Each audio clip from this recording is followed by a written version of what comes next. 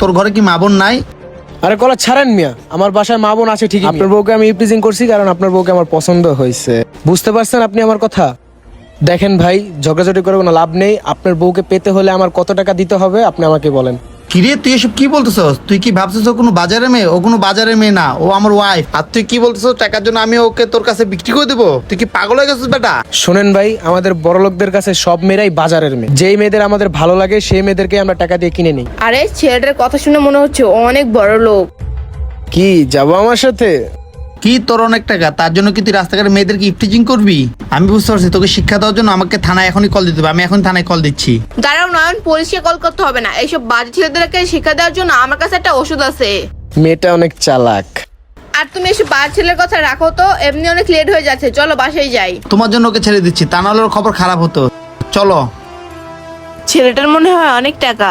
আমার মনে হচ্ছে মেয়েটা আবার আসবে, আমি এখানেই দাঁড়ায় থাকি।